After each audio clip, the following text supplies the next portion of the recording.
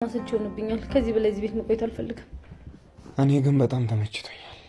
ከፈለግሽ አንቺ መሄድ ትችያለሽ። ለነገሩ አንተማ ያየኸውን አይተህ ነው። ምን ለማለት እየሞከርሽ ነው? ለማለት የፈለኩትማ ገብቶሃል። እየተዋወቅን አታጃጅልኝ። ቆይ ከዚህ በላይ ምን ያደርጉሽ? መኝታቸውን ሰጡሽ አይደለ? እንደ እንግዳ አክብረውናል። በጣም እየተንከባከቡን ነው። ከዚህ በላይ ምን ፈለግሽ? እንዴ እኔ የምፈልገውን ነገር በምፈልግበት ሰዓት እያገኘሁኝ አይደለማ። በዛ ላይ ደግሞ በምግብ መመረዝ ሰው የሚታመምበት ቤት ውስጥ ይሄ በእናትሽ የማታውቂው ነገር ዝም ብለሽ አቀባጥሪ። ደግሞ ማን ነው ማንን ሲመርዝ ያየሽው? እንዴ እዚህ ቤት እንደሚታወቀው ምንም አይነት ሼፍ የለም። ያቺ አደይ ነች የምትሆነው። ትሰሚኛለሽ? ከዚህ በኋላ አደይን ትናገሪያትና ምን ልትሆን ነው? በጣም እየተቆጣኝ ከሆነ ታውቀዋል። የማደርገውን ማን ያውቃል?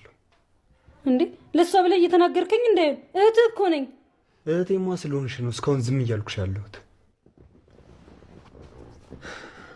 ደግሞ ልንገርሽ፣ አደይ ዝቅ ብላ የምትሰራው ለቤተሰቦቿ ብላ እንጂ ከእንዳንቺ አይነት ሴቶች ስብዕና ትበልጣለች። እሺ ቀይሽ መጀመሪያ ኪችን ገብተሽ መስራት ተለማመጂሽ። ቆይ እቺ ልጅ ምን ብታደርገው ነው እንደዚህ የሚናገረኝ? ምን አስለክታው ነው?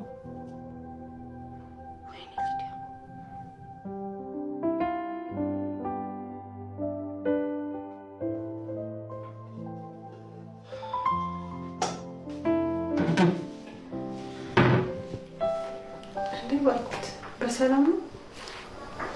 በሰላም።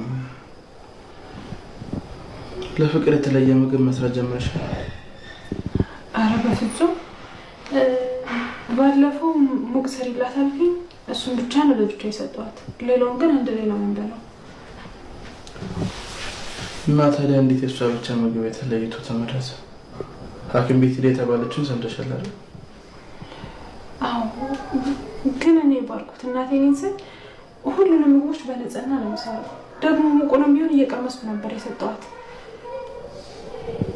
እና እንዴት እንደዚህ ልሆንሽ? እንዴ ባልኩት ተጠራጥረኝ ነው?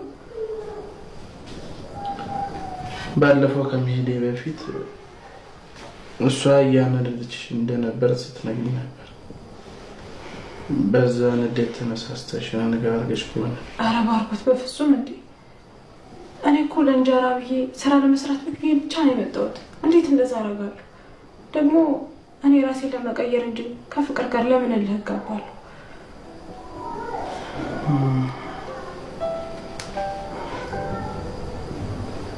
ጥሩሽ።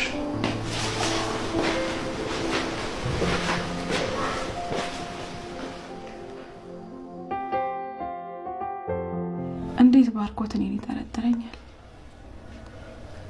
እኔ ለፍቅር ክፉ ነኝ ማለት ነው? ቆይ እንዴት እኔ እሷን እመርዛታለሁ? እሷስ እንዴት ልትመረዝ ቻለች? የምሰጣትን ምግብ ሁሉንም እየቀመስኩ ነው የምሰጣት።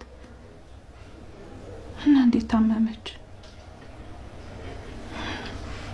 በቃ እንደውም ሀገሬ መሄድ አለብኝ። ደግሞ ከሄድኩኝ እኮ እኔ እንደመረዝኳት ነው የሚያምኑት።